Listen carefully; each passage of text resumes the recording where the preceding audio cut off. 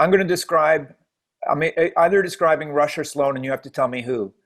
Actually, that won't work. Hello, everyone. Welcome back to the Chesterfield. I'm your host, Ben Rayner, and this week, it's music nerd versus music nerd. That's right. I'm talking to Chris Murphy from Sloan about Rush. Doesn't get much more Canadian than that. I defy you to find a more Canadian situation than that. Sloan, by way of introduction, was formed by Murphy, Patrick Pendlin, Andrew Scott, and Jay Ferguson right out of school in Halifax almost 30 years ago, back in 1991. They've released 12 studio albums, the last of which was imaginatively called 12, and one quadruple live album, and I believe a 13th is in the works. Chris is going to talk to us today about Rush's live album, Exit Stage Left. And believe you me, it will get a bit geeky. Before that, though, I should remind you that the Chesterfield here is brought to you by Friends of Canadian Broadcasting, and that Friends is funded completely by individual Canadians like you. So if you want to get involved and make a donation, maybe help us make some more episodes down the road, you should check out the website, friends.ca, after you watch the video and see if you feel like helping out. All right, let's find Chris. I think he's actually just up the road, but we're going to talk to him via video because these are weird times. Hello, Chris Murphy. Welcome to the Chesterfield. How are you during these weird times? Was there? I feel like you're probably just a few blocks away from me, and we could be doing this in person. But that is the nature of the era in which yell really loud. I'll see if I can hear you out the window. I'll raise a white flag.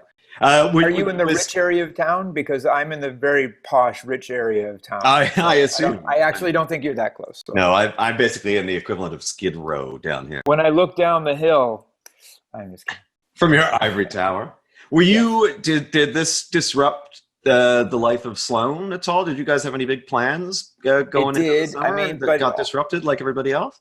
Yeah, so we were doing we're doing reissue records. We're doing new records, but then we're also peppering our career with reissue records of the records that people know and love from the 90s. And so we reissued our Navy Blues record, and we were touring that. But we banked a lot of shows between October 19 up to March of 2020. So we banked a lot of shows and, made the majority of the money we needed to make for this year. But we did lose a bunch of shows heading east into the Maritimes and Montreal and stuff like that. So we keep rescheduling that, but I think it's impossible to reschedule. I think we'll probably have to full on cancel them or whatever. Well, as you know, here on the Chesterfield, we get Canadian artists such as yourself to discuss a piece of Canadian art that you hold particularly dear to your heart, or that cast a great influence over your life and your creative career. You want to tell us what you picked? You picked a pretty cool record. Yeah, so I picked Exit Stage Left by Rush, who, I came in, that record came out in 1981, and that's kind of where I came into their story. They had just released their big commercially successful records, Permanent Waves and Moving Pictures, and they were basically the most popular they ever got. And so I came in for this live album, and I stayed with them for another record. Their next studio record was Signals, which I bought, but I didn't really stay with them much past that. I continued to sort of follow them, and they finally came to I lived in Halifax, so not a lot of bands came to Halifax. So when Rush finally did come to Halifax, it was later. I was already into punk rock. I wasn't into Rush anymore, but I went because I had loved them so much, and I continued to love them, even though I wasn't really following them as closely as I did around the time of the live record. I continued to love them and for what they were, and they continued to put out records. And sorry, I'm saying too much at once. Yes, I picked that live record. Well, why start with the live record? What drew you to Exit Stage Left in particular? At the time, as a teenager, I was really into excellence. Like I've come to sort of make a spectrum between excellence and charm to make up for my lack of excellence. So I was like, well, it's charming. What I've just done is charming. It's not so excellent, but it's very charming. Even though I think Rush had lots of charm, but they were, it was kind of before I was into punk rock and sort of stuff that traded on charm because it wasn't very good. They were so excellent, and I was, starting to play music and really wanted to emulate their excellence. Even though I also think they were like super funny guys. That was kind of lost on me in the beginning, even though, right after this live record, the Bob and Doug McKenzie record came out, and Geddy sang "Take Off." They are very funny guys. McKenzie brothers. There's a super funny. And then, cut 2 years later, I did meet Geddy and Alex, and they're a scream. I was listening to it last night. The virtuosity on display is pretty insane, eh? I mean, I know I was looking at some old reviews, and some of the criticisms were, well, you might as well just buy the record. But I look at it the way, like, a band like Tool takes 16 years to make a record, but it's so they can do these incredibly complex things live to some extent, right? So it's not a lot of dicking around and chopping stuff together in the studio. And I think that's the thing about Rush, is like the live album shows you how disciplined and how like committed they were to begin with, right? To have those songs down when they go in the studio. And within my friends, there was a real pride in being able to pull it off live. And as the other bands that were coming on Much Music, and as videos became really, videos kind of killed Rush, or for me anyway, like they, U2 and the Police looked so cool, or Duran Duran even. I loved Duran Duran. But like, so at one point I had to essentially admit to my friends that I preferred U2 to Rush. And it was, it was embarrassing to admit or whatever. It's like, I kind of think they're cooler. Like Geddy had sort of cut his hair for, Grace Under Pressure or whatever kind of record was coming out. They didn't look as cool as these other bands, but they could play within my circle of friends. It was like, they could play, what does Duran Duran, do they play? Or, what's that guy doing on the synth? He's playing one note, he's leaning on the synth with his elbow. Is that his part?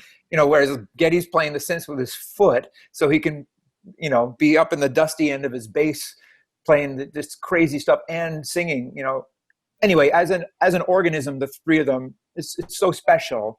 And like, as somebody who, I formed my own band, and then we did 4 records and then a live album like Rush, it's the joke, there's a Yo La Tango video, which has Bob Odenkirk and David Cross in it. And their whole shtick is like, your 4th album has to be double live. And I like about that. Yeah. I find like with live albums, for me, there is a gap between hearing the crowd and the experience and not actually having the experience. You know what I mean? I find it's not quite a substitute. There's definitely an art to making a good live album. And I know Rush went in and cleaned this up, right? It's not entirely live. There was some controversy there that they touched it up and fixed stuff. But I do like, there's a quote from Neil Peart somewhere where he's like, I wish we were just perfect, but we're not. But they like to be perfect. So they went in and touched this one up after the fact. So another sidebar. So their producer for that run, I think starting with the second record up until and including, I think for Exit Stage Left and then the next studio record, Signals, was Terry Brown, and then he was gone. But Terry Brown, I met Terry Brown, and I played in a band before Sloan that had a record produced by Terry Brown. And, he was tired of talking about Rush. This was like 1990, and he was pretty over it, and he wanted everyone to know that he had been the engineer on Wild Thing by the Trogs, or like some, he's like, I did other things. Like, I didn't just do the Rush. Wasn't just Rush. I was like, yeah. Is Tom Sawyer one take, or is it, he's just like, get off my back. But if Rush did any kind of fixing stuff up, it's just a testament to their excellence. Like even without doing anything, they'd be better than 98% of the players, obviously.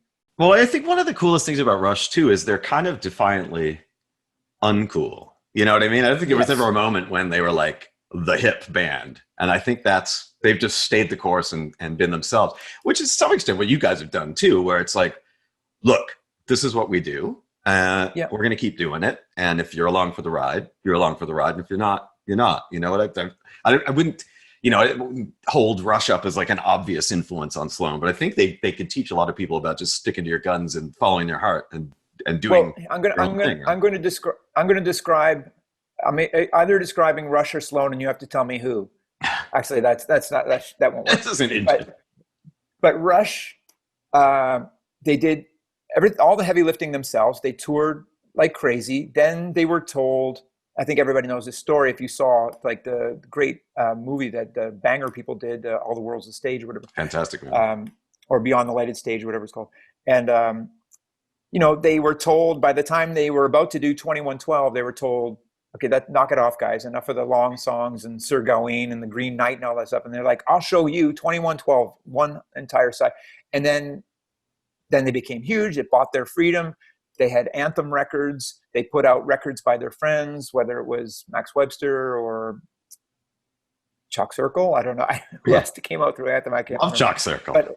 But we did all that stuff. Like Sloan, like to me, like Rush took a lot of crap. People, they're polarizing nerds and Getty's Voice and all that kind of stuff. But they are the punkest band in Canadian history. Like they said no to the man, and then they bought their freedom, and then they put out their own records, and they did it their own way. Like that's the coolest, and we totally copied that. Like we love that about them. Like that makes them, in my mind, like Sloan is number 2, Rush is number 1, and everybody else, you can talk amongst yourselves. Like the great unwashed masses after that. Anyway, there are lots of great groups, but they're the top group. They're the punkest group and the coolest, and they did everything right. And I think, if I'm not mistaken, they're it's the Beatles, the Rolling Stones, and Rush, right? They're the 3rd biggest selling rock band of all time, which again is kind of cool because it's not like they were ever pandered. It wasn't like Rush was going, we need a single. Like maybe Subdivisions was the closest they ever came, but I like the fact that they are absolutely friggin' huge without ever chasing that, and I think that's a cool way to be. I think that's kind of the ultimate like musicianly indulgence, right? We're just going to do our own thing, and yet we're going to sell millions and millions and millions of records. The other thing I wanted to say about Rush when they're making a live record, so it's their Exit Stage Left is their 2nd live record, so there's nothing from records 1, 2, and 3, and 4 on this live record. Clearly, they were probably playing some of those things in 1980 or whenever it was recorded, but the first live record is 4 records. The 2nd live record is just those 4 records. And so as you make new material, there are people who still love the first 4 Rush records. They go to see them in 1980. It's like, play Working Man. Well, we just wrote, Tom Sawyer. Like we're still doing it. But then they made another live record after 4 more, and then another live record after 4 more. I believe they've done 11. I think the count is 11 now. Live records? I think they've done 11 live records. I believe this is the stat. It's a lot. That's a lot of live Rush. I think Let's see Sloan do 11 live records, Chris. I'm calling it 4. I think they have 4 proper live records, and the rest of them are just like Live in Rio or something, whatever. I mean that counts, I guess. But to me, like when they're accumulating all these songs, like when you're an act that isn't just trading on the hits from your first and second record, and you want, like, they are a cult act that, they did change. They really changed. They added synths. That became kind of polarizing for their kind of metal fans. Like even for me, like I thought the synth thing was like, I don't like it. I like the heavier stuff. This is in 1982, even though Signals to me, Subdivisions is their greatest song of all time. I would agree. It's the greatest. It's the greatest Canadian song. It makes me bawl my eyes out. It's so good. As a young Canadian musician starting out, how important was it to you to have a band like from Canada? Kind of flying the flag. I mean, I think when I was really young, I didn't know who was Canadian and who wasn't, and that's one of the things that I think that Canadian content regulations made it so that a group like Sloan would get played, and then the Red Hot Chili Peppers, and then it's like, oh, Sloan must be rich. It's like, no, guess what? No, we're not. That's kind of what CanCon regulations were there to do, was to kind of normalize our appreciation of our own culture. For a run there between 96 and 98, like we benefited from all that Canadian content regulation, and it saved us and made it so that we can be a band this year. And I don't want to rest on my laurels. I want to keep making records, whether people are interested or not. But to defiantly, like, I think that I just want to create a giant body of work, and definitely Canadian content regulations have helped put me in the position where I can basically fund my art project. Are you workshopping stuff for album number 13? Are you planning anything? I mean, I guess 2021 is 30 years, right? Like, you're going to mark the occasion with a big blowout? That is the plan, but I don't know how it will roll out given that the world is kind of upside down. But we do have a Dropbox file that we all put songs into, and we're like, let's build this thing, and then, hopefully we'll get together and do some recording together. But we haven't done that yet. We've just sort of like putting demos into a Dropbox file. That's where we're at. Does your mind ever boggle when you're like, my God, I have a 12-album body of work behind me now? No. When Sloan formed in 1991? You ever think you get that far? Well, we were built, I wanted to build it to last. Like, for instance, some of the things we're talking about, Murder Records, the record label that Sloan owns, Rush did. They have Anthem, they own that. They split, I believe they split all their songs. Geddy and Alex, I guess, made the music and Neil wrote the lyrics. I think they just split it all evenly.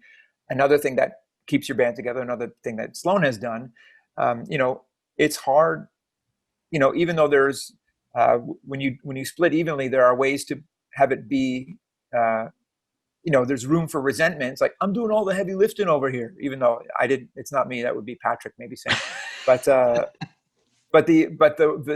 reverse is worse. It's like, hey, you're rich and I'm not rich. Why are we promoting this record? Speaking of the Police, who are big, influence, I think, on Rush for a while there. We played a show with the Police on their reunion tour. And, Sting is just a bazillionaire. And those other guys are like, when are we going on tour, Sting? And I'm sure he's like, never. I wrote Every Breath You Take. I think I'm good. Since we're talking about Rush, maybe before I let you go, do you have a particular favorite cut on Exit Stage Left? I listened to it as well this morning. And the one that really makes me think I could lift a house is Jacob's Ladder, which begins with this sort of 50s thing that they do. This is an old song. It's called Jacob's Ladder. And like, doom, doom, doom, doom, doom. By the way, Andrew from Sloan used the lyrics to Jacob's Ladder as a poem in junior high. Clouds Prepare for Battle. Like, he handed that in as his own poem, and I think he won a contest. Anyway. Nice. Now he's discredited forever. Yeah, now he's just like, they're calling him up. We're taking that.